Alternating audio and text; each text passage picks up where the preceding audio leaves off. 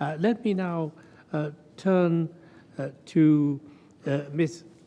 Annalena Baerbock, President of the General Assembly, to deliver her remarks. Madam Baerbock. Thank you. $4 trillion, not billion, but trillion. That almost unfathomable sum is the current gap in financing the Sustainable Development Goals. Some may say the number is too high. We could never possibly close the gap. But this ignores the fact that we already spent such amounts, not on schools and hospitals, on medicine or clean energy, but on defense. Last year alone, we collectively spent almost 2.5 trillion. So it's not about money and amounts, it's about prioritization. Money matters. It matters to the 272 million children listed as out of school. It matters to the 600 million people in Africa who are waiting for electricity. It matters to hospitals and patients facing a shortage of 11 million healthcare workers.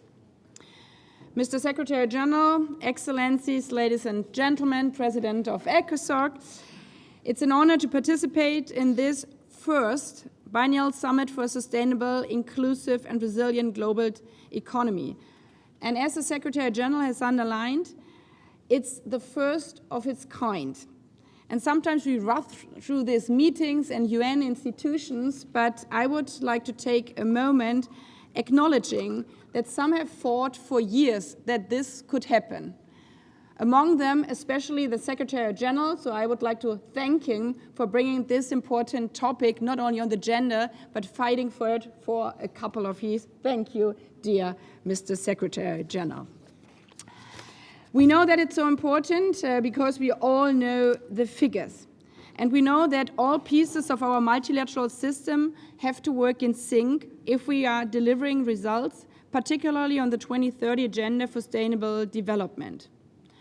But this is also an opportunity to link it to other initiatives we are working on today, and an opportunity to ensure that the UN's own reforms, guided by the UN80 initiatives, ensures complementarity and cohesion with the international finance architecture. It's an opportunity to build on the Pact of the Future and the 4th International Conference on Financing for Development. We know that the Pact for the Future adopted in September last year was designed to turbocharge the SDGs. It offers clear recommendations on international financial reform, including giving developing countries a greater say within international financial institutions by mobilizing more financing from multilateral development banks and reviewing debt concerns that hinder our global access to finance. In June, Member States took this further with the Compromiso de Sevilla, which recognized the gaps in financing as symptoms of systematic shortcomings. The outcome of Sevilla recommended concrete steps, including tripling the lending capacity of multilateral development banks by 2035, rechanneling special drawing rights, expanding and accelerating debt relief, and increasing the volume of predictability of concessional finance. Taken together, these steps, especially if synchronized within South-South cooperation, can empower countries with the tools and resources needed to meaningfully drive sustainable development. Excellencies, this has been a long road, and we made already in 2015 a promise, a plan of action for people, planet, and prosperity that included leaving no one behind. But promises without action are simply not enough. 10 years later, we know we are failing on this promise. We see this in 700 million people who still live in extreme poverty, 673 million people who experienced hunger last year. And we see that especially in the saddled with debt. External debt services have reached nearly 500 billion in 2023. Those are resources that could otherwise have been spent building on infrastructure, hospitals, boosting social support, and financing the important climate adaptation. Colleagues, these are not just numbers of budgets. These are numbers about people that are failing through the cracks of the financial architecture that is in dire need of reform.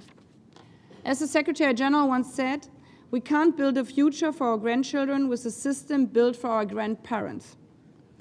To put it a bit less diplomatically, the truth is, without a deep reform of financial institutions, and unless we solve the vicious debt trap, we will never deliver on the SDGs. Therefore, change is needed, but we also know change is not easy. It can be unnerving, but we need to have the right system, the right tools in place to get the jobs done, and we have some incredible actors here, as mentioned before, with strong ladies leading them, to reinvigorate the UN reform agenda, as well as the systematic changes across the international financial architecture, to be game changers if we are really backing our financial commitments. Now is the time to align our efforts, strengthen global cooperation, unlock resources, and deliver effectively and equally on the promises we made. Now is the time to act together to leave no one behind. I thank you. Thank you. Thank you very much, Madam President of the General Assembly.